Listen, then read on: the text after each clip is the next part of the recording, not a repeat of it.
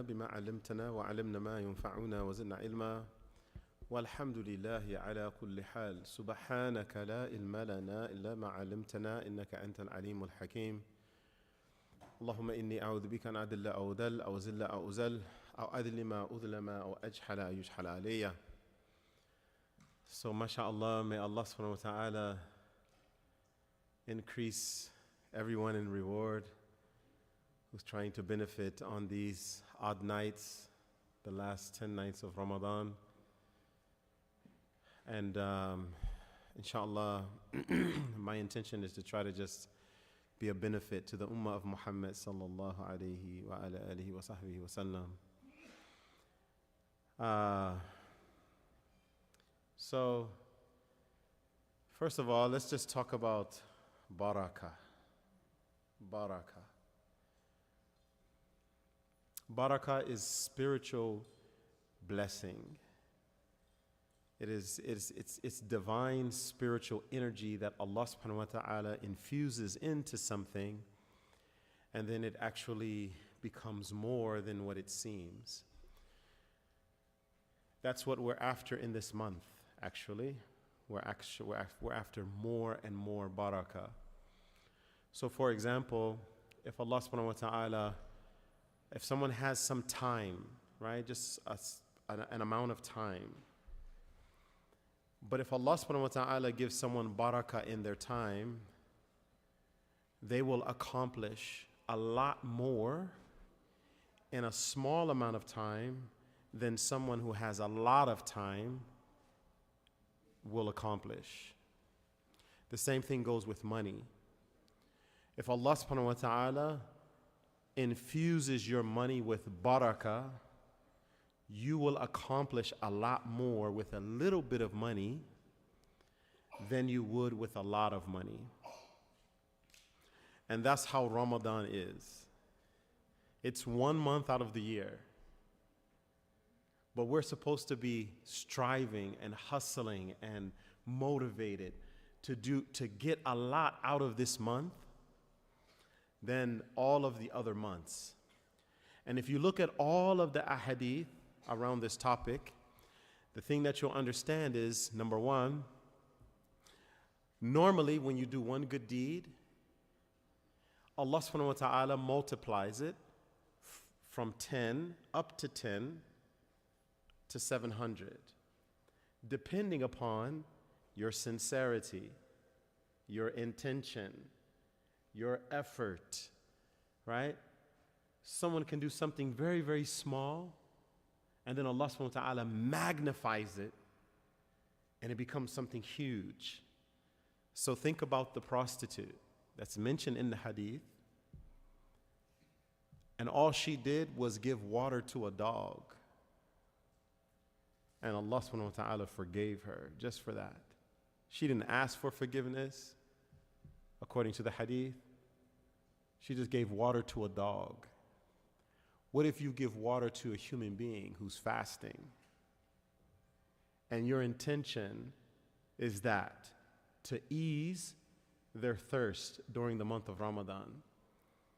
See, the thing about Ramadan is it starts at 700. And it goes to infinity, the amount of rewards that you can get during this time. All right? So may Allah subhanahu wa ta'ala increase all of us. May Allah subhanahu wa ta'ala, we want from 700 to infinity during this month. So staying up late, trying to do a little bit more, trying to gain a little bit more, that's what we want. Ziyada. All right, you all probably heard this verse many times, but I'm going to make sure you don't forget it. Allah subhanahu wa ta'ala addresses the believers when He said, أعوذ بالله من الشيطان الرجيم يا أيها الذين آمنوا كتب عليكم الصيام كما كتب على الذين من قبلكم لعلكم تتقون. He said, "O you who have faith, كتب عليكم الصيام." Fasting, it's obligatory for you. Mandated. You got to do it. كَمَا كُتِبَ عَلَى الَّذِينَ مِنْ قَبْلِكُمْ, just like it was for those who came before you. In other words, don't think, oh, you got it bad, right? As a matter of fact, every single religion has this idea of fasting being good for the human being. It accentuates his spirituality. All right? So Allah subhanahu wa ta'ala is saying, you have to do it just like those who came before you had to do it. And then he tells you what you're supposed to get from it. لَعَلَّكُمْ تَتَّقُونَ. Perhaps you will be of those who have taqwa. So Allah subhanahu wa ta'ala tells us what we have to do, and then he tells you what you're actually after. All right? Tattaqun. You have to become people of taqwa. What is taqwa? To become more mindful of Allah subhanahu wa ta'ala. To be conscious of Allah subhanahu wa ta'ala in all of your states. To be afraid of offending Allah. Be afraid of offending Allah subhanahu wa ta'ala. All right? This is taqwa. But if a person wants to have taqwa, they got to dig in. They got to go deep. Right? They can't just say, oh, I'm just going to be muttaqi. I'm going to be someone of taqwa. And they don't have a game plan. So what's the game plan? The ulama have laid it out for us. The ulama, the scholars of Islam, they have laid it out for us. And they said, the first pillar of taqwa is tazkiyah, purification of the self. The first pillar, if you're going to become muttaqi, if you're going to be someone of taqwa, you have to do some level of spiritual purification. All right? Some level of purification, spiritual purification. And this is an idea that's all throughout the Quran. This is all throughout the Quran. All right? So, for example, in Surah Al-Shams, Allah subhanahu wa ta'ala, he speaks about the soul. He speaks about the human soul. وَنَفْسٍ وَمَا سَوَّاهَا فَأَلْهَمَهَا فُجُورَهَا وَتَقْوَاهَا قَدْ أَفْلَحَ مَنْ زَكَّاهَا وَقَدْ خَابَ مَنْ دَسَّاهَا. So first he tells you about this amazing thing that he created, the human soul. And he tells you how it is proportioned. وَنَفْسٍ وَمَا سَوَّاهَا. It has been developed and made in a certain way. Right? And then he tells you its spiritual capabilities. فَأَلْهَمَهَا فُجُورَهَا وَتَقْوَاهَا.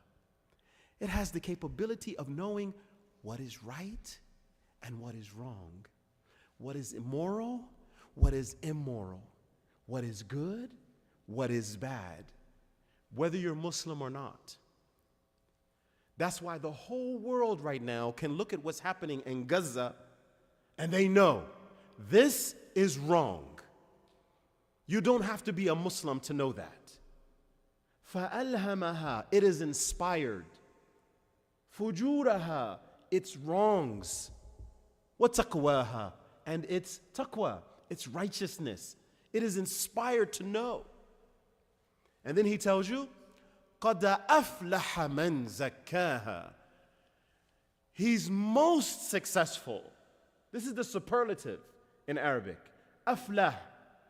When we call the adhan, we say, حَيَّ عَلَى الْفَلَاحِ. Come to success.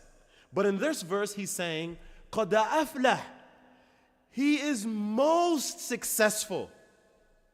The one who does what? He purifies it. You have to purify it. And if you think you just want to, I'm just going to kind of take it easy, you know what I mean, I really don't, that's not my thing. Okay. وَقَدْ خَابَ مَنْ دَسَّاهَا. He's ruined the one who leaves it as it is. قَدْ أَفْلَحَ مَنْ زَكَّاهَا. If you purify it, you'll be successful. وَقَدْ خَابَ مَنْ دَسَّاهَا. If you leave it like it is, this impulsive self that's attracted to wrongdoing, you leave it like that, you're ruined. You're ruined. And so Allah subhanahu wa ta'ala, for this month, He's saying, لَعَلَّكُمْ تَتَّقُونَ. Perhaps you will, this fasting that you do, will take you to taqwa. And then the scholars say, yeah, okay, so what's taqwa? You won't really achieve taqwa until you do some spiritual purification. Some spiritual purification. And then what is the very first pillar of spiritual purification? So if a person kind of just says, you know what, man, I got to really get myself together. I got to clean up my soul. What's the first thing that he has to do? He has to make tawbah. And not necessarily tawbah for a specific sin. What he's doing is, he's making tawbah for the ghafla, for the heedlessness of his life up to that point. Imam Ghazali rahimahullah talks about this in all of his books actually. Ihya Ulumuddin, he talks about this, like the Muslim, eventually he has to examine his life and he has to just make tawbah. He just has to make tawbah like, Ya Allah, I've wasted so much time. Ya Allah, I haven't obeyed your commands. Ya Allah, I have been spiritually heedless. You know what I mean? I didn't strive to actualize myself. I didn't take time to purify myself. It wasn't even on the radar. That's what we're making tawbah from. So taqwa, if you want taqwa, you have to begin to approach spiritual purification, tazkiyah. And the very first step of tazkiyah is tawbah. You're just turning to Allah subhanahu wa ta'ala and you're saying, Ya Allah, I've wasted a lot of time. Just forgive me. And from now on, I'm trying to rectify my situation. Right? So it seems this لَعَلَّكُمْ تَتَّقُونَ, it seems simple. It seems simple. It's very deep. It's very deep. So this is how the scholars, they explain it. They say that the lowest level of fasting, this kutiba alaykum siyamu, this fasting that Allah subhanahu wa ta'ala said kutiba is written for you, it's ordained for you, it's mandated for you, it's obligated for you. They say if you want to do the minimum is this. You have to abstain from food. You have to abstain from drink. You have to abstain from spousal relations. And you have to seek forgiveness. You have to seek forgiveness throughout this month. All right? But they say this is the lowest level. Now, there's a hadith of the Messenger of Allah sallallahu alaihi wasallam. It is recorded by Imam Ahmed in his Musnad. By Imam Hakim in his Mustadrak and Imam al-Bayhaqi in one of his collections. That once Rasulullah sallallahu alaihi wasallam, he entered into the masjid and he told his companions to come close to the minbar. He started to ascend the minbar, and upon every step he said Ameen, and then he climbed the next step and he said Ameen. And then he climbed the next step and he said, Ameen. And then he gave the dars. And then after he gave the dars, the khutbah, the dars, the lesson, he began to talk to his companions. And they say, Ya Rasulullah, we saw you do something today we never saw you do before. And he said, yes. When I ascended the step, the very first step of the minbar, Jibril alayhi salam appeared to me. And Jibril alayhi salam, he said, destruction is on the person. Destruction is on the person who found the blessed month of Ramadan and let it pass without gaining forgiveness.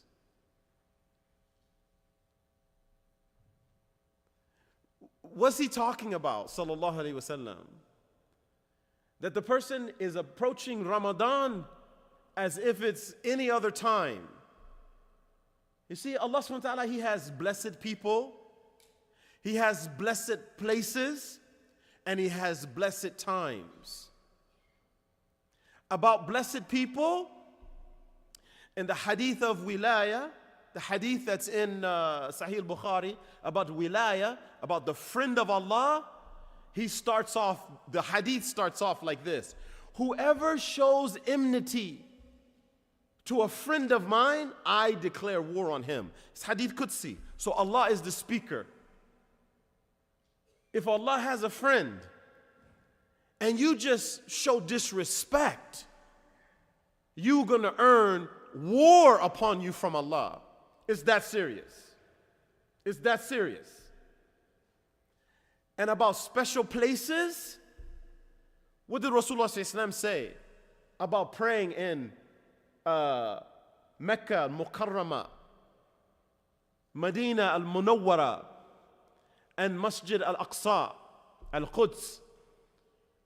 He explains that it's as if you made, when you pray those rakats in Medina al-Munawwara, it's as if you prayed 1,000 rakats somewhere else. And it's 500 in al-Quds. And then we have special times. This is the time that we're in.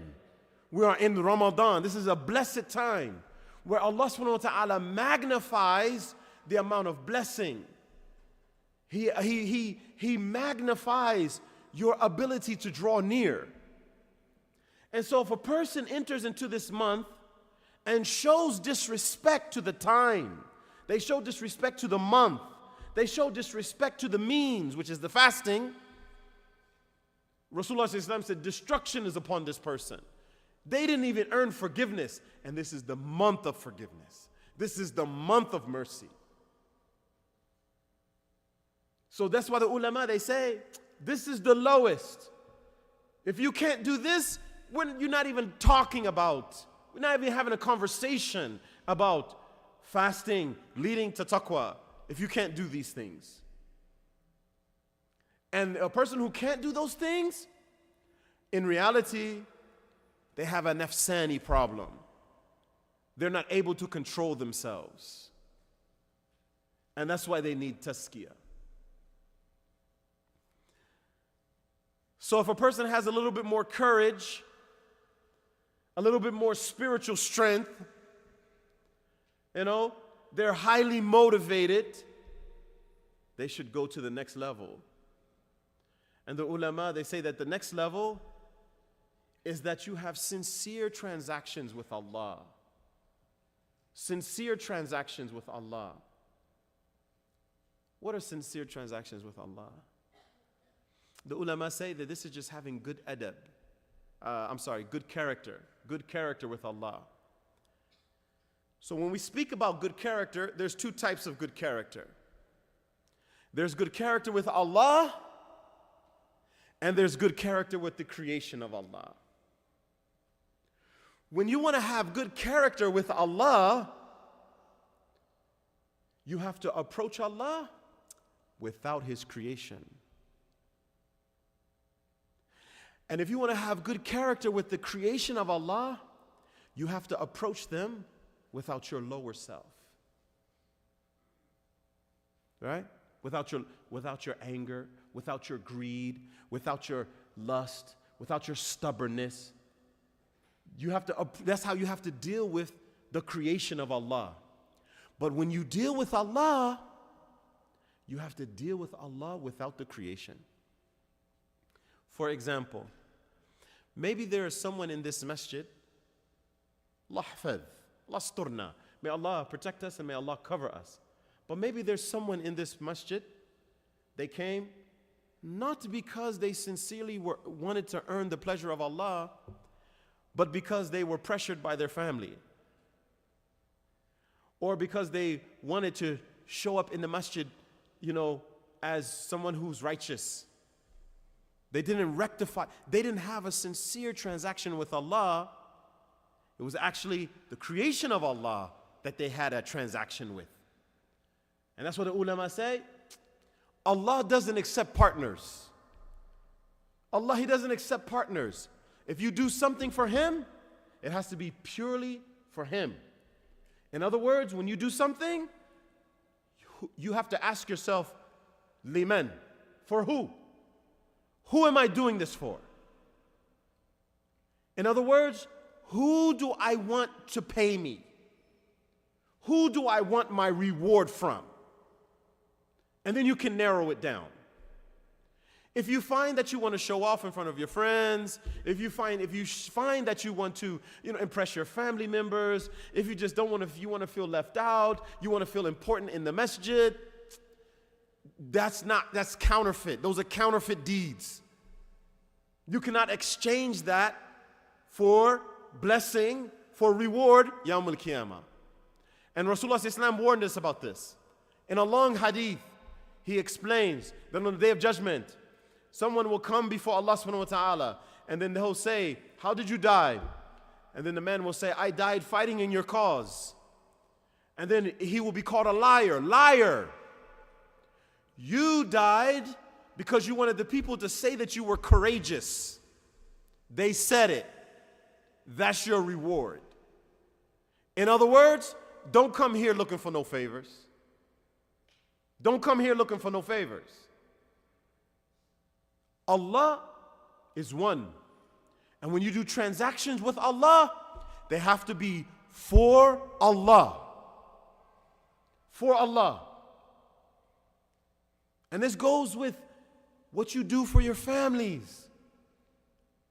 If you go back and you remind your families what you have done for them, who was it for? Was it for Allah? Or was it so that they wouldn't make fun of you in front of their family or in front of your other family? Liman, who is it for? This is the month of rectifying your intention. This is the month of rectifying your sincerity, your ikhlas. You know something that's mukhlis? It's free from impurities. It's pure. And that's how our transactions have to be with Allah. This is the secret of staying away from the creation of Allah. See, when human beings are in love with something or someone, they always want to be with that person or that thing. And the two strongest drivers in the human being is number one, food, and then after that, spousal intimacy. These are the two strongest drivers. If somebody tells you it's something else, they lied to you. But what Allah subhanahu wa ta'ala asks you to do, give it up. Give it up. Give up your food. Give up your drink. Give up your spousal intimacy so that you can draw near to Him. You see? So, that is having, good character with Allah subhanahu wa ta'ala. That's having good character with Allah. How do you have good character with the creation of Allah, which is also very important during this month? When you deal with the creation of Allah, each and every one of us has to look at our bad deeds. We have to look at our character. We have to look at our habits. And we have to give it up for Allah's sake. We have to say, normally, I would spaz out on this person. Why are you coming home late? Why are you supposed to be? The car's supposed to be here 15 minutes ago. You know I got to go to work. Right? You want to just spaz out on them. Normally, that's how we do, right? Set that aside, especially during this month. That's why Rasulullah ﷺ said that during this month, when somebody wants to argue with you, you say, Ana sa'im. I'm fasting. I'm fasting. In other words, you deal with them without your nafs, without your lower self. Right? And this is what Rasulullah ﷺ said, there's nothing heavier on the scales on the Day of Judgment than husn al-akhlaq, good character. How you deal with other people. There's nothing heavier. There's nothing heavier. You want to serve Allah? You serve Allah by serving His creation. You serve Allah. See, the thing is this, ya ibadullah. If you only are thinking about yourself, then you'll make 2 rakats, you'll fast, you'll pay your zakat, right? This is the minimum. This is minimal. If you want to serve Allah, Allah is not in need of your services. So what he asks us to do is to serve his creation. You take care of their needs. You help them. You make things easy for them. And so in the hadith recorded by Imam Tabari, rahimahullah, he said that those most beloved to Allah are those who are most beneficial to his creation. That's how you serve Allah. But you got to wrestle with this, right?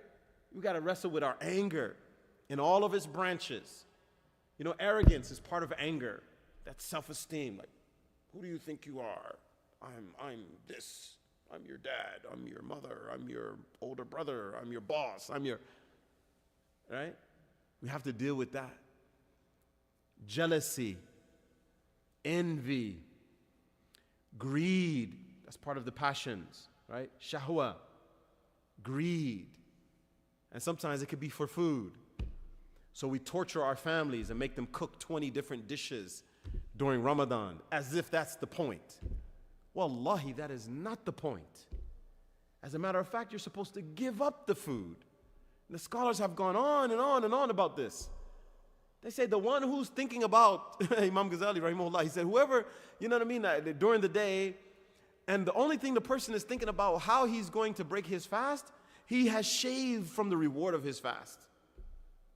So what about the person who's standing over his wife like, oh, you didn't make the samosas right. I wanted beef, not goat. I wanted, why didn't you give me ruh afza? You'd give me that. I didn't want that. I want this. That's not the point. We missed the point. The point is to accentuate our spirituality. Don't forget, ya ibadallah, this is who you really are. This is who you really are. You are a spiritual being wrapped in this body. So we were spiritual beings in the malakut, in the angelic realm. And Allah subhanahu wa ta'ala tells us that He extracted all of the souls. It's in the Quran. He said that He extracted all of the souls from Adam alayhi salam, and He asked them a question. Alastu bi rabbikum? Am I not your Lord? This happened in the spiritual realm when we were souls. And every single soul said, according to the Quran, قَالُوا بَلَا شَهِدْنَا. Yes, of course, you are our Lord. We bear witness. Every soul, even the non-Muslims walking around, every soul said this. And then we come here because when the soul mixes with the body, the nafs emerges. The dark side of the human being, the shadow self. And it has its own drivers. It has its own demanders. And you're supposed to. Because if a baby didn't demand food, it would die. If the baby didn't demand comfort, it wouldn't cry when it got wet or was in pain. So it's there for a reason. But you are not supposed to be 19, 29, 49, 59, still acting like a baby. This is why Allah subhanahu wa ta'ala said, you must purify that demander. And the only way that you can do it is by fasting. Is by fasting. You know when you're fasting and you're really, really hungry and the day is just going on and on and on, you notice how calm you are? You notice how you really don't want to do too much talking? You know how you just kind of want to be by yourself?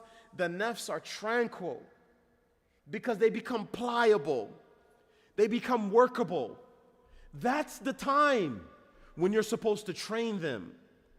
The ulama say that the lower self is like a wild dog. Right? If you have a dog and it hasn't been trained, it's going to tear your house up. It's going to bite the furniture. It's going to pee in the corner. It's going to defecate under the table. It's going to bark at all your neighbors. It's just going to, no training. The human lower self is exactly like that. It's going to show greed. It's going to not want to pay zakat when it comes time, right? It won't do the things that are good for it.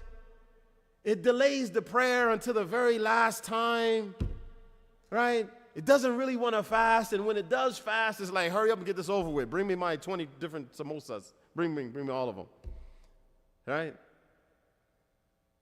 That's the nafs. But don't identify with the nafs. That's not who you are.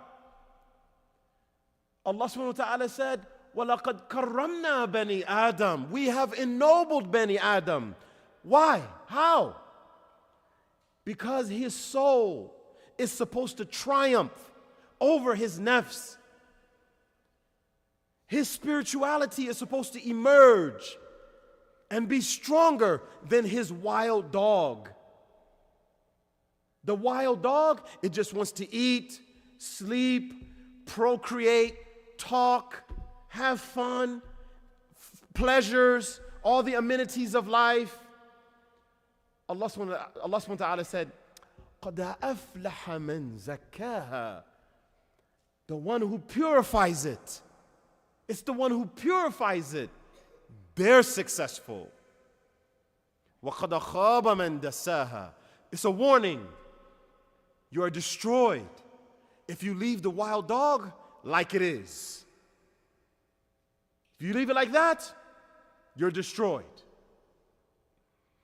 We are spiritual beings. And we have to actualize our spirituality. That's what Ramadan is teaching us. So now we know, some of you may know, my profession is I'm a therapist. Right? I listen to people's problems for a living. Right? So, one of the things that I noticed that, during our time, in our time, is that most people are very impulsive. Including myself. I don't exempt myself. I've got my impulses, there's things I got to work on. Me speaking here is a reminder to myself, first and foremost. Tabari, you got to get it together, man. Straighten up. We live in a time of impulsiveness. We live in a time of instant gratification. You want something from Amazon? It'll be there tomorrow. This has never happened before in human history, where you could order something from 3,000 miles away and it's there the next day. Never happened before in history. And if it's 1 hour late, we're like, where's my Amazon package? I'm going to cancel my Amazon membership. Who do you think they are? That's us. So we have to pay special attention. We have to pay special attention to the impulsiveness of ourself. If you want food, you can order it on your smartphone. It'll be there in an hour. If it takes an hour and 15 minutes, you're not going to give that driver a tip. There's never been a time like this. There's never been a time. This is the time where we have to show the world what Islam actually is. And our training starts in Ramadan. We learn how to control ourselves. We learn how to give up instant gratification. We learn how to give up our, impulsive self. We have good character with Allah, and we have to have good character with the creation of Allah. That's what this month is all about. All right? You should know the nafs is never going to give up its vices. You have to make them. You have to make the nafs give up their vices. That's why Allah subhanahu wa ta'ala said, Kutiba alaykum as-siyamu. It's obligatory for you. You've got to give it up. Because most of us, we wouldn't do it if we wasn't commanded to do it. We wouldn't do it. So he said, Kutiba alaykum as-siyamu. It's obligatory for you. You have to give, you gotta set it aside. Why? لَعَلَّكُمْ تَتَّقُونَ. Perhaps you will be those who have taqwa. Perhaps. Meaning, there's some people, they're not going to do it. They're not going to get it. They're fasting, but like in the hadith of Abu Huraira, in the collection of Ibn Majah, he said, Rasulullah ﷺ said, there are some people who fast, and the only thing they get from their fast is hunger and thirst. They get no spiritual blessings because they're not really working on themselves. They're not really working. Right? They just, whatever. I've been to several Muslim countries. It broke my heart, actually. During Ramadan. During Ramadan, what are they doing? The musalsalat, the Muslim soap operas, all throughout the month of Ramadan. They're just spending their time, just taking in fantasy. That's how we spend our Ramadan? Right? We abstain from food and drink, but we indulge in those things that corrupt our hearts. Does that make sense? When Allah subhanahu wa ta'ala said, لَعَلَّكُمْ تَتَّقُونَ, perhaps you will be of people of taqwa. How can you arrive at taqwa? And you're sitting in front of Netflix or Hulu or Amazon Prime. How? All day long saying, I'm fasting. No, you're not. There are some people, they abstain from food during Ramadan. They abstain from drink during Ramadan. They abstain from spousal relations during Ramadan. But they get nothing from it except hunger and thirst. We're being warned. We're being warned. But there's a higher level. Right? So we talked about the lowest level. You abstain from food. You abstain from drink. You abstain from spousal relations. You ask for forgiveness. You're trying to do everything you can to attract the forgiveness of Allah. It's the lowest level. We just got finished talking about the higher level. Sincere transactions with Allah. You have to have good character with Allah and with the creation of Allah. Whoever thinks that they can just have transactions with Allah, I did my prayer today, I can treat you like crap. I can treat you like garbage. I have my relationship with Allah. No, you don't. How you deal with the creation of Allah resembles the relationship that you have with Allah.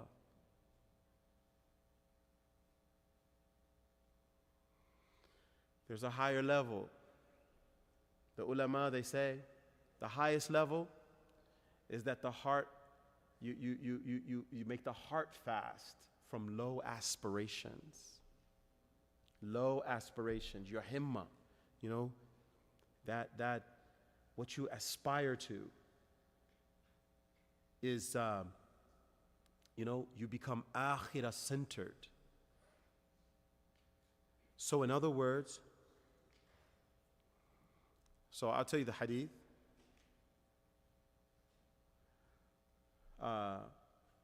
Rasulullah sallallahu alaihi wasallam was once with his companions, and he told them, sallallahu alaihi wasallam, he said, be modest with Allah as is his right.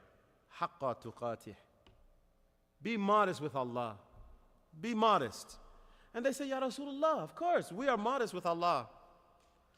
Because they think he's speaking about the aura, covering the private parts, covering those places, right? That's what they think. And he said, no. I'm not talking about that. Now listen to the criteria that he gives them. This is what the ulama are saying. The ulama are saying, this is what you have to do. If you want to, aim up, if you want to be modest with Allah, if you want to, have a higher aspiration when you're fasting, this is what you have to do. So Rasulullah ﷺ said, rather, modesty with Allah, as is his right, is to guard the mind and what runs through it. Ma fi balik. What's in your mind? What are you thinking about? Modesty before Allah is that. To even be careful about what you're thinking about. And then he goes on to say, to guard the stomach and what fills it. To guard the stomach and what fills it. And that's a khutbah all in of itself. Right? This, I'm not even going to touch it. Just guard the stomach and what fills it. And to reflect upon death and tribulations. To reflect upon it. Whosoever desires the akhirah, let him abandon the embellishments of worldly life. Whoever does so has been modest before Allah, as is his right. That's what the ulama say. Like, this is the highest level during Ramadan. When a person says that I'm fasting, are you really fasting? Are you really fasting? What's in your mind? What are you thinking about? And that's why Imam Ghazali, rahimahullah, in one of his books, he said, like, during the day, if all you're thinking about is how you're going to break the fast and all the different dishes that you're going to make when you break the fast, you have shaved from your fast. You lost some of the reward. That's not the point. That is not the point. This is a time of actualizing our spirituality. This is a time. If we find ourselves backbiting or slandering or lying during the month of Ramadan, these are the shavers that Rasulullah ﷺ said. These are the shavers. You know, everything we do with our limbs. The limbs, you have your eyes, your ears, your tongue, your stomach, your private parts, your hands, your legs. These are all limbs. And everything that we do with these limbs has a spiritual effect. It has a spiritual effect. So even if you are fasting, you may not invalidate the fast, but you may destroy the rewards of the fast when you backbite or look at haram or spend time just filling your mind with foolishness because we're scrolling through social media, because we're looking at the Netflix all day. Right? So, I don't know how much time I have. Can somebody tell me how much time? I don't want to. I'm good. All right.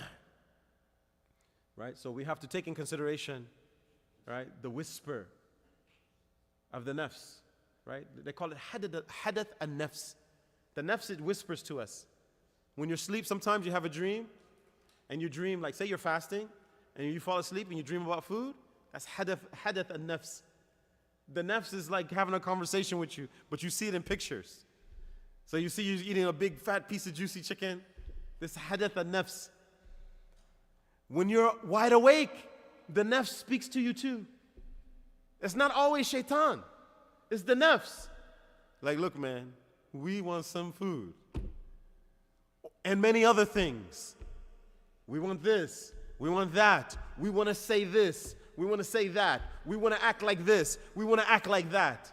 The hadath an-nafs. This is what the ulama are saying, be careful about. And this is the highest level of fasting. So if you have that under control, if you have if you have the lowest under control, you have that under control, the abstaining from food, drink, spousal relations, and you're asking for forgiveness, aim up. Go to the next level. Concentrate. Work hard on perfecting your niyyah, your ikhlas, your sidq with Allah. What did you intend? Did you intend lillah? Is your taraweeh lillah? Is your tahajjud lillah? Like, how you have to perfect those transactions with Allah. Right? And then you have to look at the creation of Allah and you have to say, I want to be with them without my bad characteristics. I want to be with them. I want to I want to be an aid to the creation of Allah, not a harm to the creation of Allah. And of course, we start bijar. We start with those nearest to us. So if you're married, it's your spouse. If you have children, if you have parents, your next door neighbor, right? That's where you start. Because sometimes we'll come to the masjid and we'll be kind to everybody in the masjid, but we'll go home and be tyrants to our spouses or our children or our parents. Right?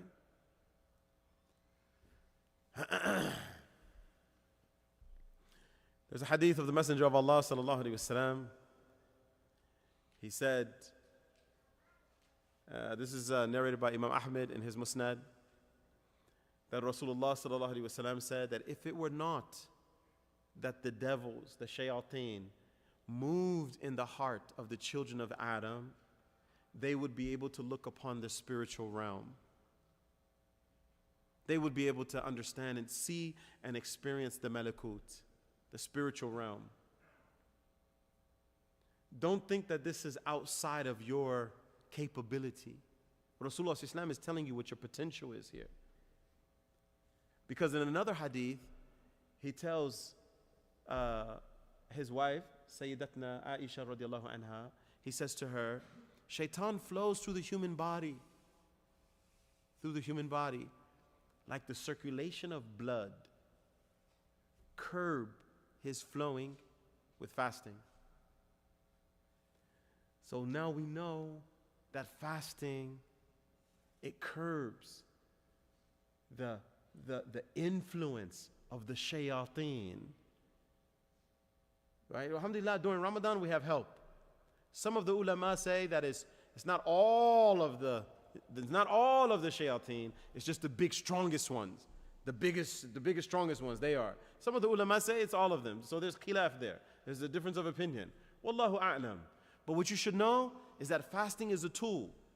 It's a tool. And it helps you to restrain the influence of the shayateen over your heart.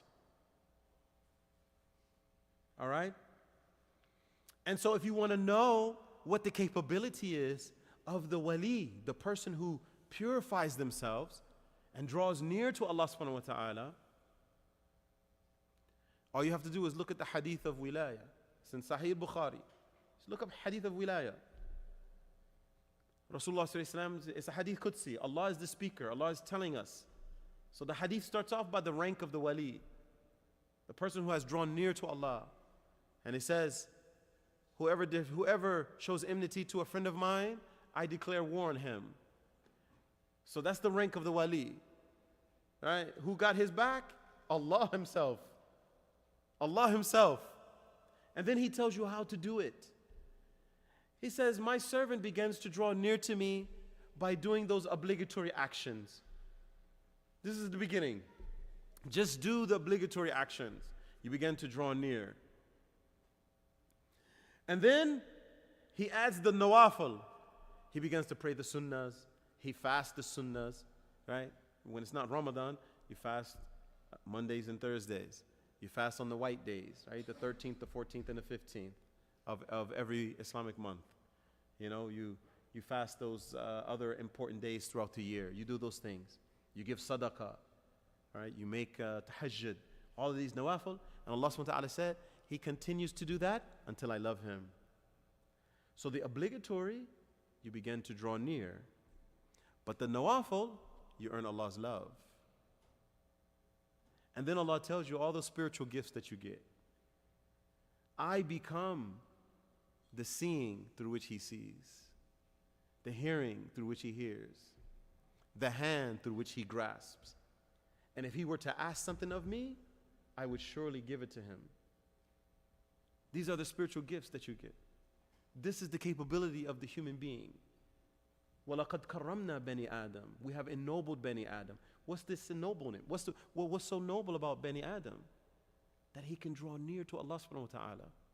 Don't you know Allah is already near to us? He's near to you. He said, وَهُوَ مَأَكُمْ أَيْنَمَا كُنْتُمْ. He's with you wherever you are. He's with you wherever you are.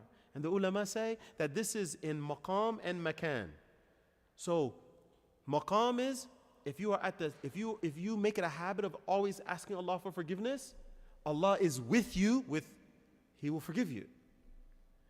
If you are always have a state of shukr with Allah, you're always grateful to Allah subhanahu wa ta'ala, He is with you with increase. Right? And makan also, wherever you are. If you're in Antarctica, you're not outside of His knowledge. All right? If you're under the ocean, Nabi Yunus was in the belly of the whale. He was in the belly of the whale. And Allah tells us very intimately exactly what did He say. La ilaha illa ant. Subhanaka inni kuntu min al-dhalimin. Right? Because Allah is with him. Even in the belly of the whale. At the bottom of the ocean. Allah is with him. وَهُوَ مَعَكُمْ أَيْنَمَا كُنْتُمْ. He's with you wherever you are. He also says, وَهُوَ أَقْرَبُ إِلَيْهِ. يعني أَقْرَبُ إِلَيْكَ. He's closer to you than what? Your carotid artery. This vein here that keeps you, it goes from the heart all the way up to the brain. It keeps you conscious. Allah subhanahu wa ta'ala is saying, I'm closer to you than your consciousness. So if you feel distance between you and Allah, who created the distance? Who created the distance? He said He's near. So who created the distance? What Allah wants from us, draw near. Draw near.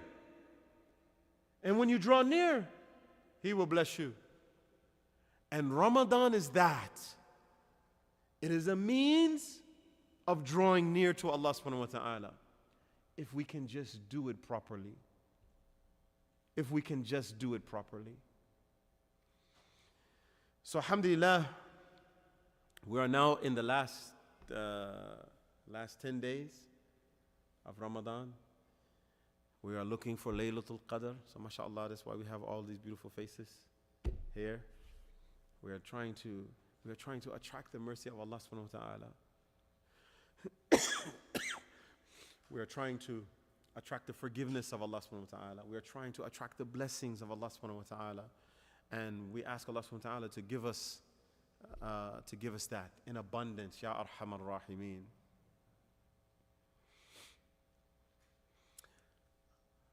Don't forget about the Quran. This is a time of connecting to the message of the Quran. You know, and it should not just be the reading of the Quran, but it should also be the understanding of the Quran. All right? This is a divine message. It has come from on high. It has come from the divine realm. It's communication to mankind. It's guidance for mankind. It's blessings for mankind. But it's meant to be understood. The Quran is meant to be understood. So if you speak another language other than Arabic, read what the Quran is saying. Not just the Quran, read the tafsir. And don't let it overwhelm you. If you are not used to reading the Quran, like throughout the year, just do a little bit more during Ramadan. Just a little bit more. Even if all you're doing is reading 1 ayah, or 2 ayah, or 3 ayah a day. If you don't read any Quran throughout the year, during Ramadan, just commit. Just tell yourself, no matter what, I don't care what's happening, I'm going to read at least 3 ayah a day, no matter what. And then, if you have a little bit more spiritual strength, you tell yourself, even after Ramadan, I'm going to continue those 3 ayah. I'm going to try to get it up more and more and more. Right? This is that time. This is that time. Sayyidatna Aisha radiallahu anha, she said that Rasulullah sallallahu alaihi wasallam, like during the month of Ramadan, and especially during the last 10 nights, she said that Rasulullah sallallahu alaihi wasallam, he would tighten his belt. He would do more. He would do more. I mean, Rasulullah sallallahu alaihi wasallam is already amazing. He's already like, wow. But during Ramadan, he was like, wow, wow, wow. And so we have to do the same. We have to do the same. We have to do a little bit more. Now, one of the tricks of the nafs, and I'll end with this. One of the tricks of the nafs is extremes. It tries, Ramadan comes, and 3 days before Ramadan, you're like, man, I'm going to read a juz every day. I'm going to go to Taraweeh every night. I'm going to do this. I'm going to do this. By the 4th day of Ramadan, you're like, yeah, I thought so. I tried, Okay, that's because the nafs tricked you. The nafs, they tricked you. The nafs want you to always go to extremes. They want you to do so much that you just give it up. Or you do so little that it doesn't even matter. So you have to know yourself. And you have to give it thought. You have to ponder. You have to say, where am I really at? How can I really, really be effective in my worship, in conquering myself? And then just do a little bit. Just do a little bit. I'm a therapist. This is what we do. This is how when we want to teach somebody to overcome a habit, that's what we do. It's called harm reduction. Doesn't matter what they're doing. We just say, okay, if you did this much drugs yesterday, for the next week, all I want you to do is a little bit less than that. Because if I tell him, look, man, just give it up, he can't do it.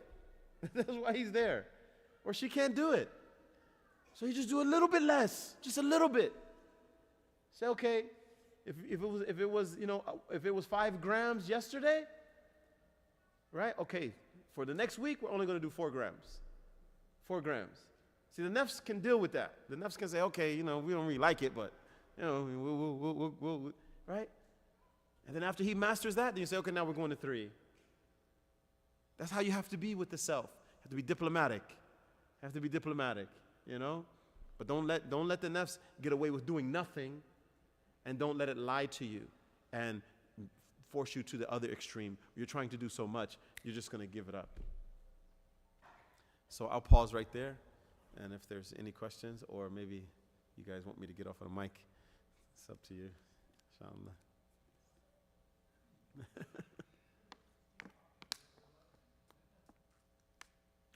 So what's that? Maybe you are. Maybe everybody else is like, man, come on, man.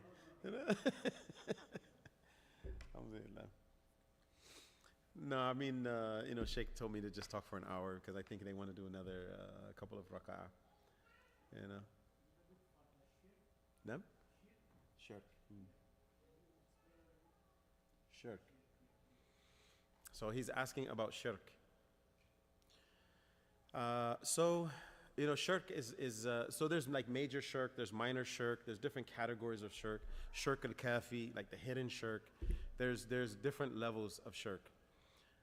The one that Allah subhanahu wa ta'ala says that He will not forgive is that someone knowingly associates partners with Him.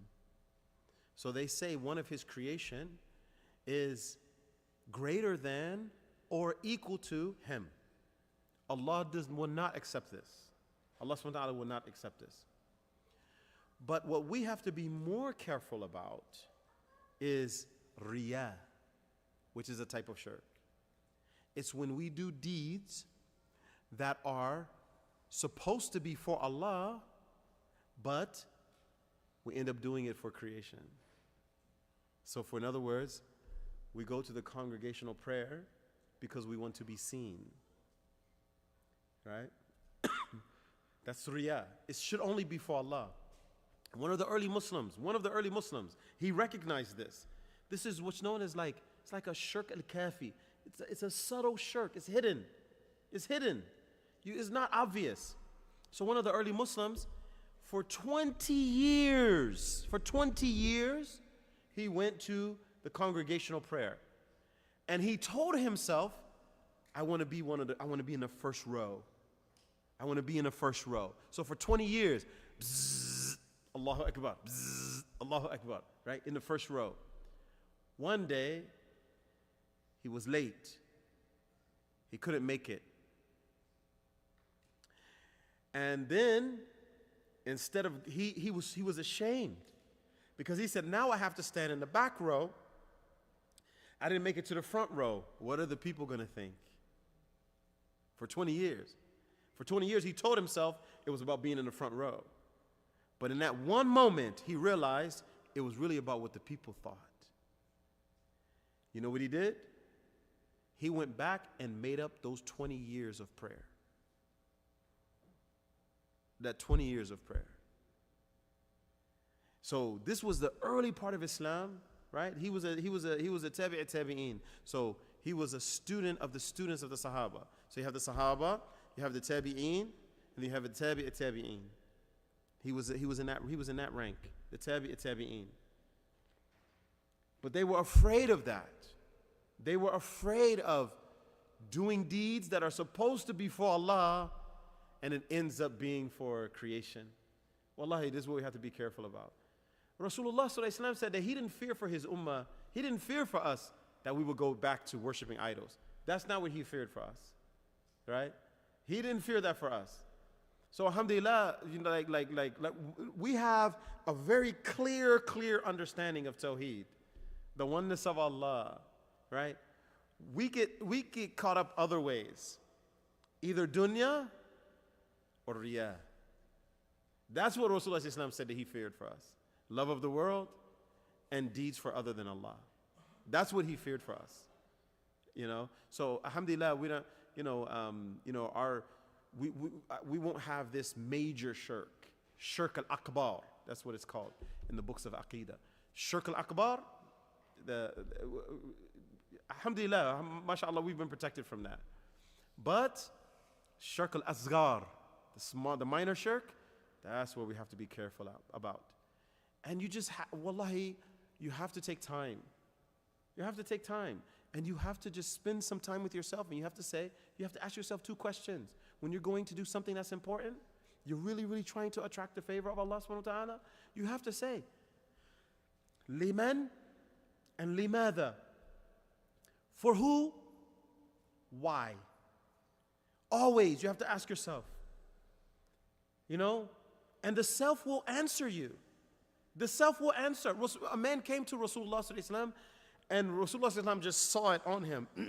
He said, did you come to ask about birr? Did you come to ask about righteousness? The man just had it in his mind. Rasulullah sallallahu alaihi wasallam already knew what he was going to ask. He said, did you come to ask about righteousness? The man said, yes. You know what he told him? He said, istiftu kalbak. Consult your own heart.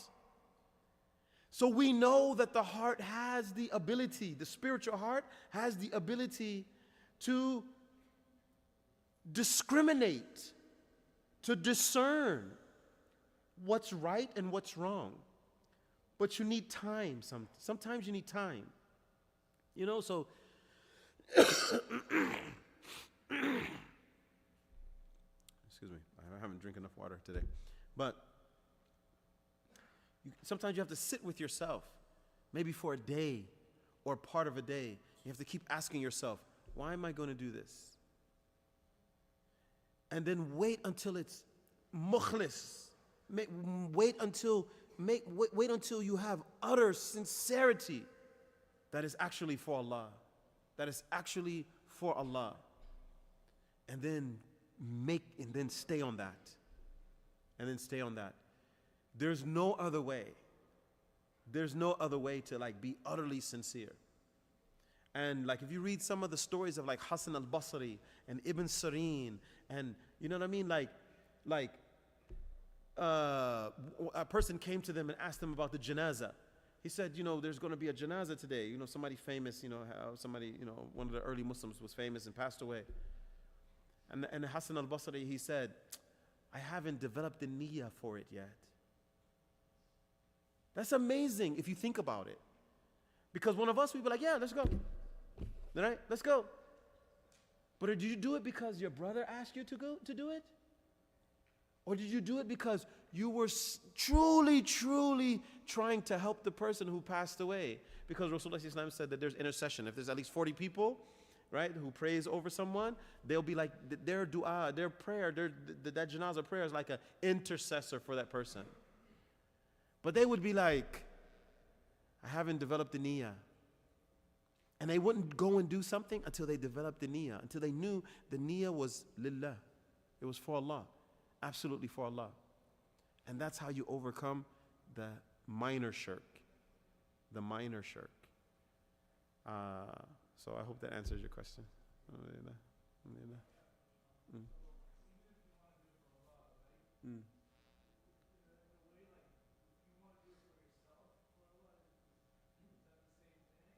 Yeah, that's a good. That's an excellent question, actually.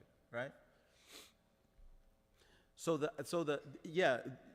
if you want to do it for yourself, so in other words, you want to do it for the reward, right? You want to do it for the reward.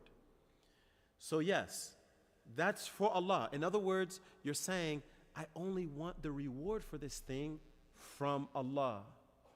I'm not going to tell nobody I'm doing it. I'm not going to brag. I'm not going to, you know what I mean? I'm giving it to Allah subhanahu wa ta'ala, and I'm going to find it. Yawmul Qiyamah. Right? Now, there is a higher level, there is a higher level. Even though that is a level where a person is like, okay, I'm just doing it because I want the good deeds.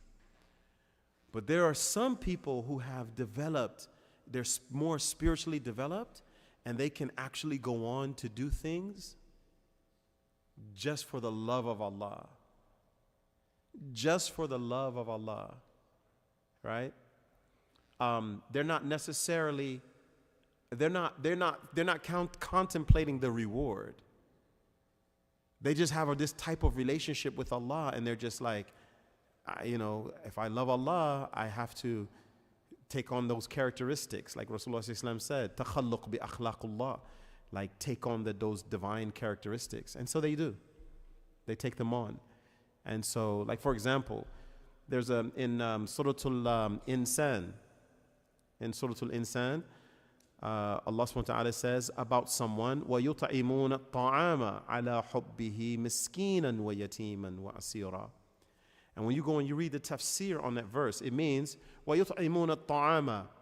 They feed food عَلَى حُبِّهِ, despite their need of it. They themselves need it, but they give it to other people. To who? Who do they give it to? Miskin, those who can't make ends meet. وَيَتِيم, the orphan. وَأَسِير, the prisoner. Right? That's who they give it to. And the story behind it, one of the stories behind it, because there's different narrations, but one of the story behind it is that Ali ibn Abi Talib, radiallahu an, karramallahu wajh, he went to work, and he got, his payment was in food. And so as he's on his way home, someone stopped him. Oh, here it is. Shut it down. I knew it. Okay. Sorry about that. Assalamu alaikum warahmatullah. No, Shaykh can go on for as long as he wants. Half an hour, as long as you guys want him. I don't want him to stop, mashallah. But right after we are done here, we're going to have 2 rakats. So if you guys are here, inshallah, we're going to have 2 rakats of the salah after the program, inshallah, for a few minutes, okay? 2 rakats after the program, inshallah. Please take your time.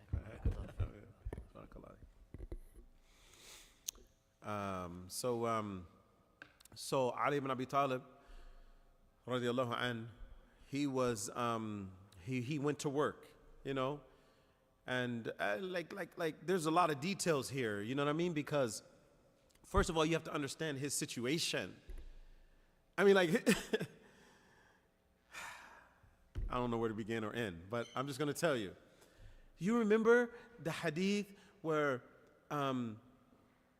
Sayyidatina Fatima Zahra, the daughter of Rasulullah sallallahu alaihi wasallam, she went to ask Rasulullah sallallahu alaihi wasallam for a servant.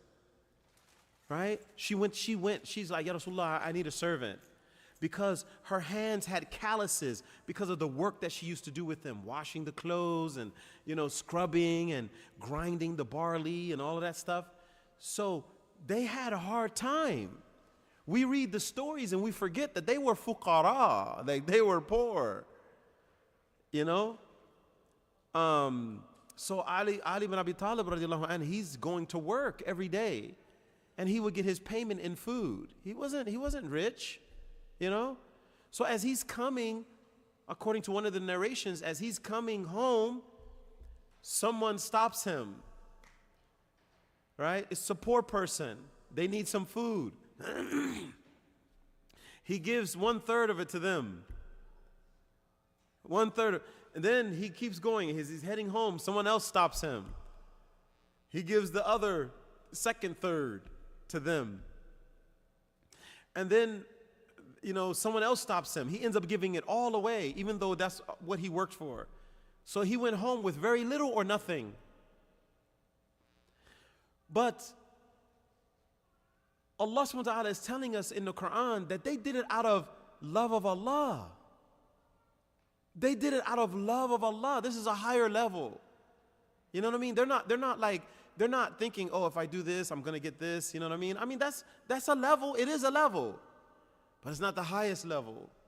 You know what I mean? There's some people that they have, their nearness to Allah subhanahu wa ta'ala and their yaqeen about the promise of Allah is so clear to them. It is so, they that they're not calculating. They're not calculating. They're just they have that instant response because of that relationship with Allah subhanahu wa ta'ala. But when a person says, man, I need to attract some mercy to myself, yes, do it. As long as you expect your reward from Allah. But if you expect your reward from anyone else, even in the form of praise, it's not purely for Allah. And that's what that's how shaitan is coming. Shaitan's not going to try to get you to not pray. He just wants you to pray in a way that it doesn't even matter. Right? You're praying and he's not going to come and tell you don't pray. He's going to say, oh, you have time. Delay, right? You have time. He's not going to tell you, Shaitan is not going to tell you, don't pay your zakat. You know what I mean? He's not going. He's just going to tell you, give it in such a way that, you get less of a reward. You know what I mean? Or brag about it. You know how much I gave in zakat this year? You're talking to your family member. You think it's just innocent. You know how much I gave? That's supposed to be between you and Allah. Right? Things like that.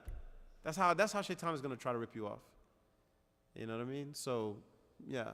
So in other words, I always like to do that. I always like to not just give you, just say, okay, this is the fiqh ruling, but we have to aspire to be. We gotta go higher. We gotta do more. Right? There's no more revelation. If the Muslims don't show the world how to submit to Allah, who's going to do it? Who's going to do it? Assalamu alaikum.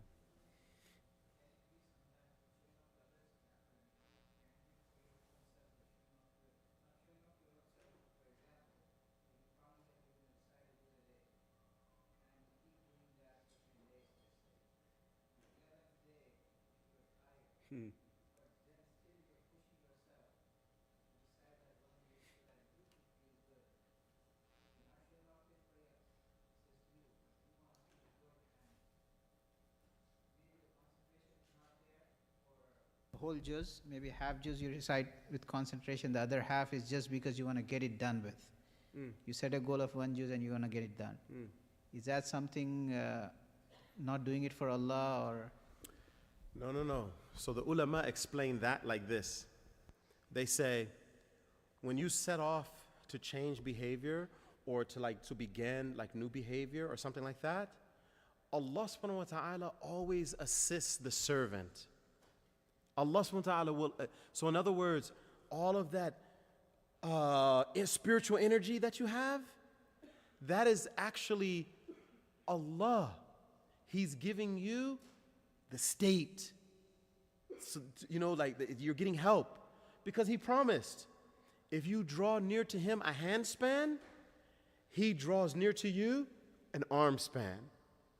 If you walk to Him, He runs to you.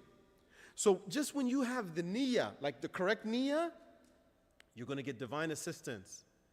But when that wanes, now you've got to put in the effort. You've got to begin to put in the effort. So it's like Allah gave you the state, now you're working for the station. You see? That's how the ulama explain that. So there's nothing wrong with that. There's nothing wrong with trying to, reach that sweetness of ibadah. There's nothing wrong with that. It's still between you and Allah.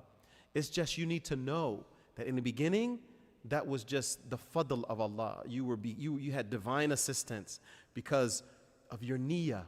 And that's His promise. And so it seems like, I can do this. It's easy. You know what I mean? But eventually you have to keep working. The fact that you were able to keep working even though you felt tired, that's it. You know what I mean? And then that feeling good, that's it. There's nothing wrong with that. That's exactly how it's supposed to go.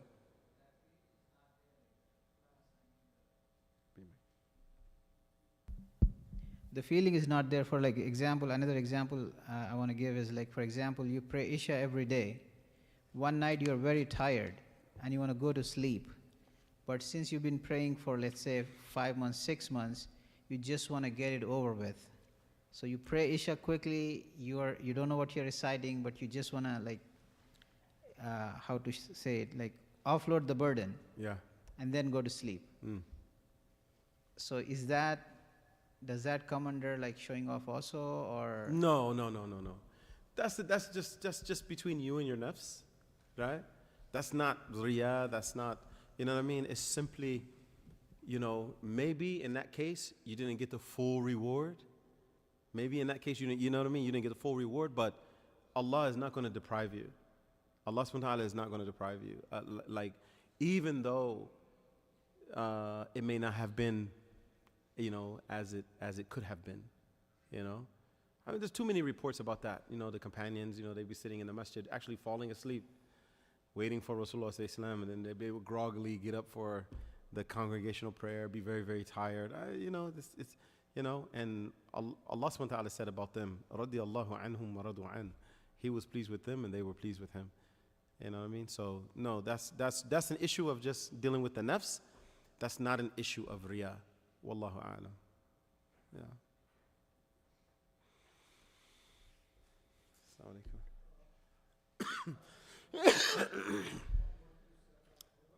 1 second, so that I know maybe that. Hello. Yeah, just a follow-up question on, you talked about Tawbah, right? So somebody, you did something, you regret it, you do Tawbah, and then you sincerely not going to continue doing it. So after that point, what should be your, mindset? Should you be optimistic that you've been forgiven? Or do you continue living in that thing that I'm not sure if I'm forgiven or not? I would, like to know in the light of, Quran and Hadith, what are the guidance in that aspect? That's an excellent question too. MashaAllah. Okay, so the ulama, they say, right, there's these terms in the Quran where Allah subhanahu wa ta'ala describes like a sinner. Like He might call him a zalim, or He might call him a fasiq, or there's these terms. But the ulama, they say, if a person commits a sin, a major sin, 70 times a day, and turns back to Allah 70 times a day, and it has to be like you said, they recognize that it's a sin, they feel regret for that sin, and they have the intention to never go back to it, even though an hour later they go back to it, they are not considered a fasiq or a zalim or anything like that. What that means is, if those 3 conditions existed, they knew it was a sin, they felt bad about it, and when they asked for forgiveness, they actually had the intention to never go back, they're forgiven. They are forgiven. right? They're forgiven. Even if an hour later it happens again. But as long as they keep going back, that's the only thing, that's the key. Keep going back. Keep going back to Allah subhanahu wa ta'ala. Doesn't matter. Over and over and over again, just keep going back to Allah subhanahu wa ta'ala. Keep going back. And that's how the ulama, that's how they explain it. They say, no, just keep making tawbah. When Hassan al-Basri was asked about this, a man came to him. He said, what would you say about a person who he commits a sin and then he makes tawbah and then he goes back and then he makes tawbah and then he goes back to it and then he makes tawbah and he goes back to it. You know what I mean? And he said, and he keeps doing it. Hassan al-Basri said, that is the sign of a believer. That's what a believer does. Right? Like, that's it. That's what you're supposed to do. And this is what both of his companions, both of his parents were companions of the Messenger of Allah, sallallahu alaihi wasallam, Hassan al-Basri. So, I mean, like, he's given us pure, unadulterated information directly from the Messenger of Allah, sallallahu alaihi wasallam, one of the early imams of this deen. And he's just saying, just keep going back. Just keep asking Allah for forgiveness. Just keep going back. Now, I will say this. They also say that one of the signs, that Allah has aided the person to overcome that thing is they lose the appetite for that sin. They lose the appetite. Right? So you just keep going back, keep going back, keep going back. Set your intention. Keep setting your intention. Even after you slip.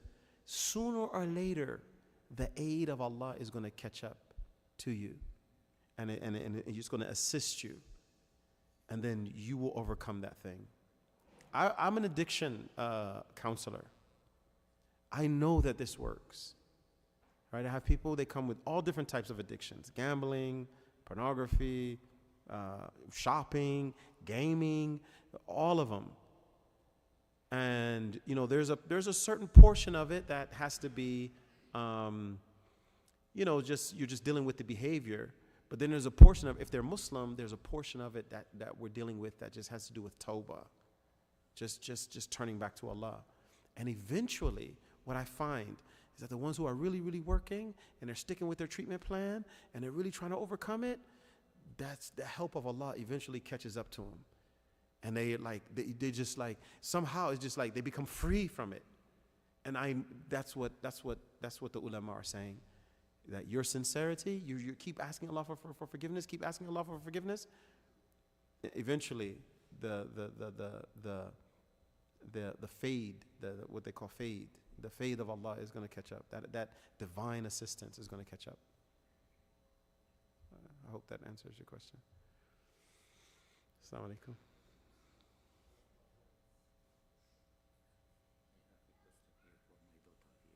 Okay. She asking regarding the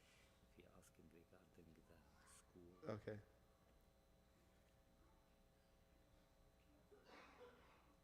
Okay. Yeah. Okay. Yeah. Okay. I'm going to answer her question in a second, inshallah.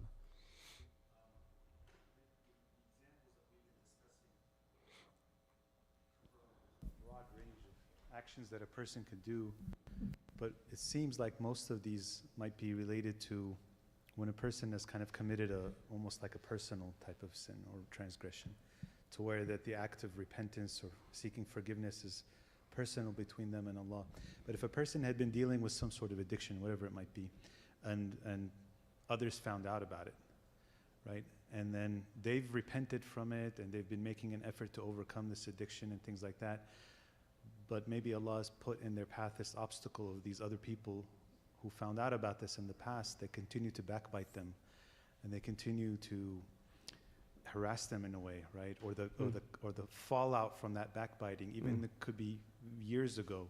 Every time this person encounters certain people or even people maybe they don't even know, these people like have heard these rumors or have heard these backbiting, they can say that, oh, weren't you the guy that used to do that, or didn't you used to do this? And no matter, it feels like that person from a perspective of their personal struggle to overcome that problem or that addiction or whatever it was, are constantly being reminded about it from other people. It's almost in a way it's sitting as a mental obstacle from allowing them to move on from that. What are the strategies to deal with that for that kind of person? Wow. Yeah, that's a deep question. Where'd you get that from, man? You know Imam Jihad, man? Huh? Islah. Okay. Alhamdulillah. Okay. So, yeah, this is a deep question. On one hand, you know, Rasulullah sallallahu alaihi wasallam, he said that whoever you know, brings up a sin that a person has repented from, they will not die until they are tested with the same thing. Right? So that's very dangerous for people to do, to say, oh, you know, yeah, right? That's very dangerous. But as far as the person themselves, they have to perfect their ikhlas. They have to perfect their sincerity. In other words, they know what their struggle was, and they know that they have repented. Shaitan is going to send people to you. That's just how it goes, right? Shaitan is like, he's going to find his friends and give them ammunition against you. And so you have to be sincere with Allah in this case. In other words, Ya Allah, you know I have repented from this. Somebody has the mic. Okay, oh, it's upstairs. Okay. Yeah, I was going to ask if the ladies had a mic up there. You know, and you know, like, you can't let the waswasa of people distract you from that. In other words, you know, this is it's a long answer, but I'm just trying to summarize it for you. Right? It's a long answer because I see there's a couple more questions. But if we strip away all of this stuff, in actuality, it is simply what's happening between you and Allah. And you cannot pay so much attention to what other people, you can't manage that. You have to leave that to Allah. There's no way to manage that. And I'm telling you, somebody, like, I don't know if you know my story, but I'm telling you this, like, I have personal experience with this. Personal experience with what you're saying.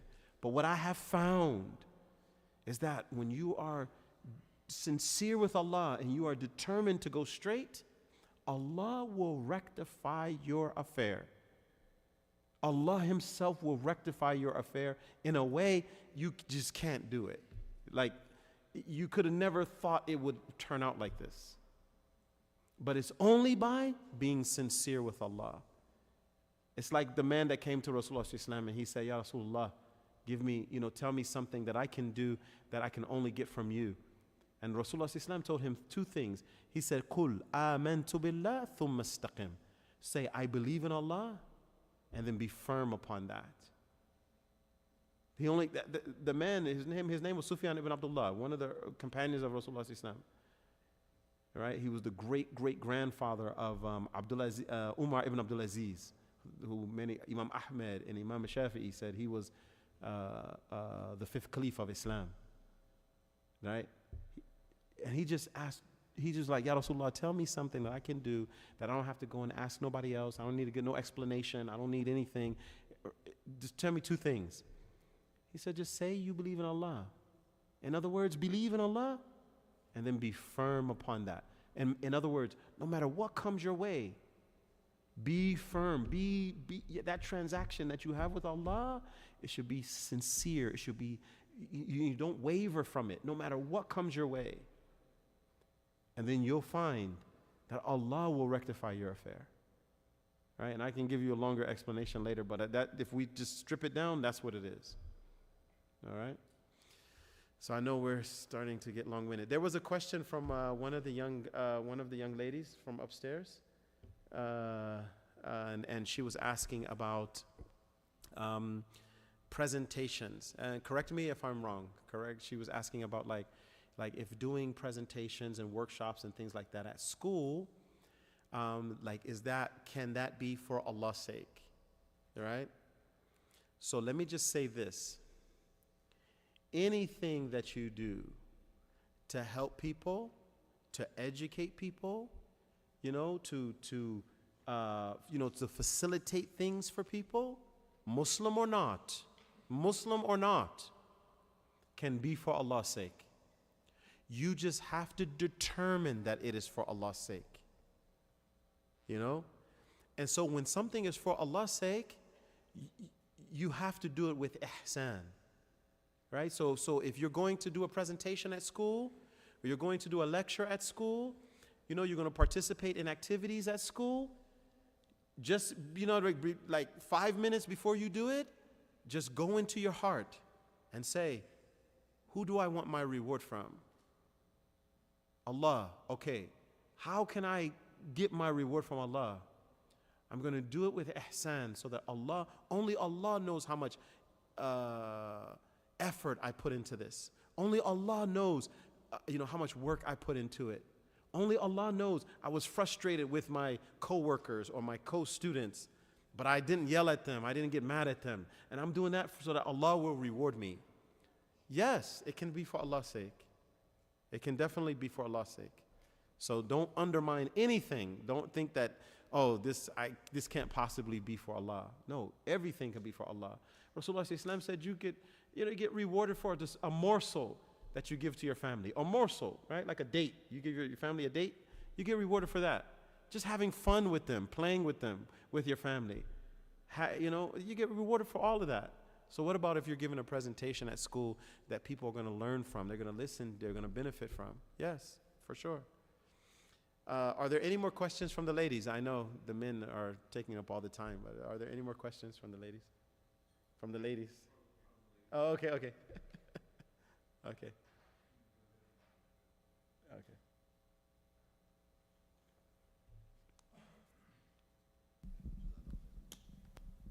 Assalamu alaikum, brother.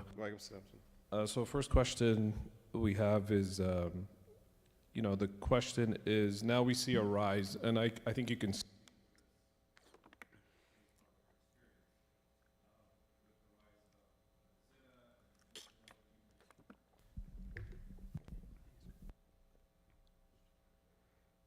think the battery died. Or maybe it has a short. like me. You're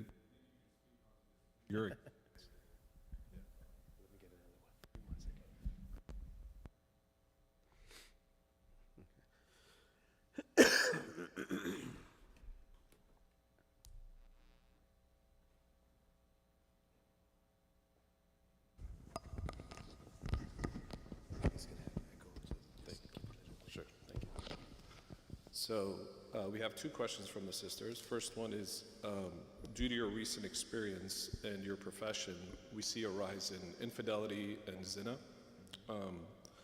Compared to today's day and age, where we don't see it as much as before, can you kind of speak on why we're seeing that rise, especially in our ummah today? And then the second question is, can you ask how to deal with someone who is Muslim but doesn't pray, fast, give zakah, and every time you try to give them your advice, they turn it on you and say, you're judging me, etc. Someone who goes along with everything, like being around gay people, things of that nature. So I got a two-parter for you. Yeah. Okay, so number one, the time that we're living in, Rasulullah ﷺ said this would be the worst. Rasulullah ﷺ explained these times. He explained these times that we're living in. And he said that it would be the worst time that Bani Adam has ever seen. All right? That's what we are experiencing. There's no escaping it. It is simply, we have to respond correctly. Right? There's no escaping it. In other words, what I mean by respond correctly is like when you go to get married, you want to, try to make sure that, that you vet the person, or, fully what they're struggling with, things like that. This is just the time that we live in. We live in a time where every single sin has been magnified. It's not just zina. It's not, it's more ways of getting intoxicated. There's more ways of pleasing the nafs. There's just a time that we're living in. And believe it or not, the Muslims are doing better than every other civilization. Right? When you look at Western civilization, just the countries where Western civilization is predominant, the Muslims even though we have a higher than before divorce rate, it's not as high as regular society. We have Muslims who get addicted to different things, but it's not as high as, so there's still this covering of the ummah of Rasulullah sallallahu alaihi wasallam, right? There's still this blessing. So seek out those blessings, all right? Seek out those blessings. What I'm starting to realize is that like every family, and I'm including my own, has some type of affliction that comes from Western civilization, right? It might be, like I said, it might be an addiction. It might be, they're less religious. It's, that they get caught up in, the kids get caught up in all kinds of stuff and public school. It's all, like every family either has somebody in their direct family that's dealing with something, or they know someone that is, like it's prominent. It's just the time that we live in. Try not to be judgmental, right? Which takes me to your next question. Families, there's two extremes that families go to when they're trying to help someone. When someone in the family is struggling with something, like those things that you mentioned, right? They don't pray, they don't fast, they don't, they hang out with, people that are immoral or things like that. Okay, yes, this happens. The response is one of two things. Either the family tolerates everything, or the other extreme is they try to box them into a corner. You know what I mean? Always lecturing them, always pointing out their faults, always, trying to correct them, always being suspicious of what they're doing and where they're coming and things like that. Those are the two extremes.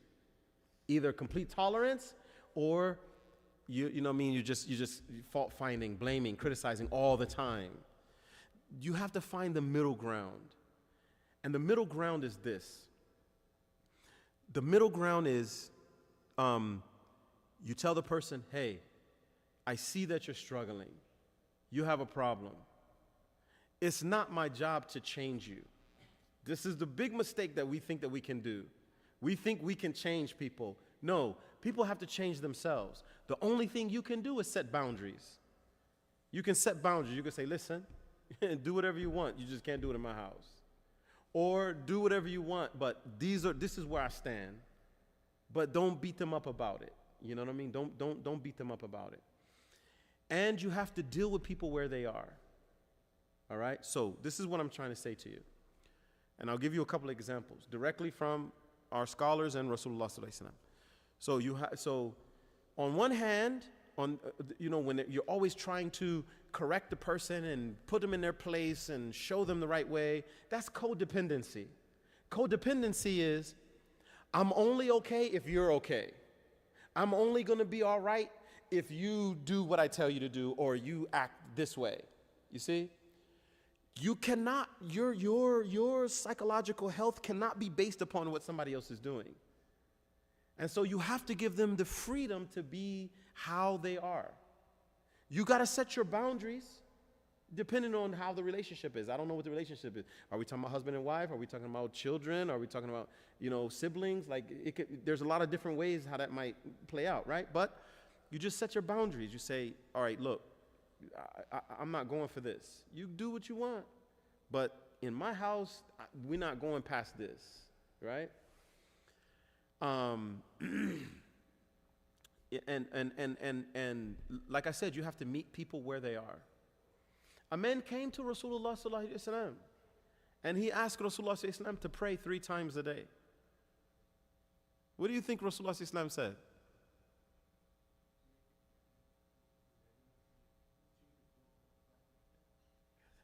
Basically.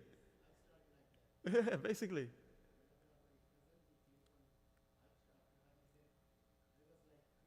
Hold on, because right, but when the man came to Rasulullah sallallahu alaihi wasallam and asked to pray for 3 times a day, he's surrounded by his companions.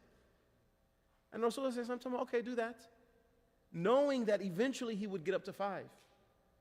Now, if this is during the time of Rasulullah sallallahu alaihi wasallam, how should we be?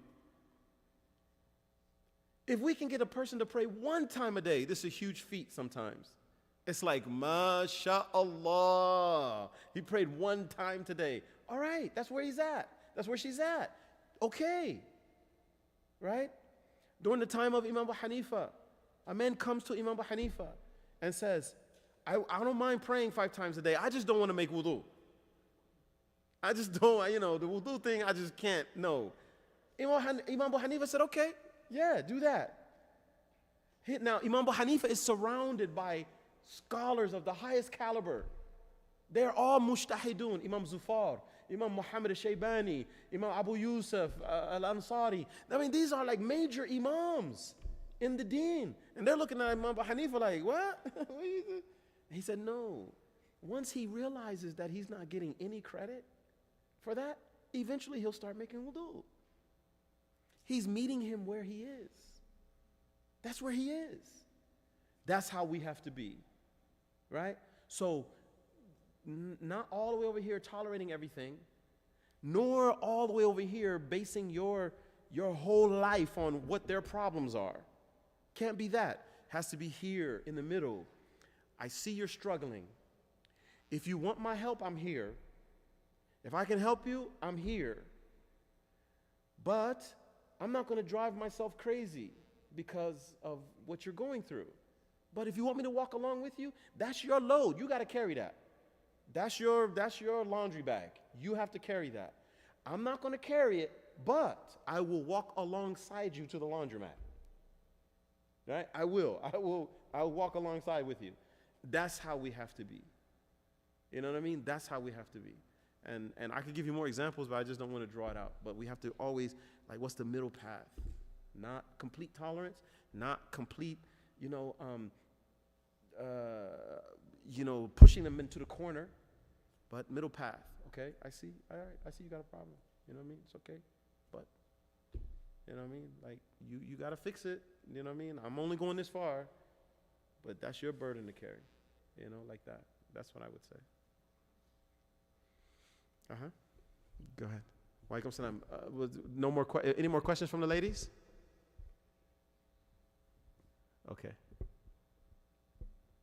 Go ahead. Shaykh Ubair is gonna be mad at us, boy. Assalamu alaikum, Shaykh. Walaikum salam. So earlier you were talking about how Shaitan, he doesn't exactly prevent us from praying, but he tells us to delay our prayer, right? And during the month of Ramadan, they say that Shaitan is locked away. So how come sometimes during Ramadan we still feel as if we delay our prayer? Yeah. How about that? So, remember that the nafs has its own qualities. The nafs, right? The lower self. The lower self has its own qualities. I described it as like this wild beast.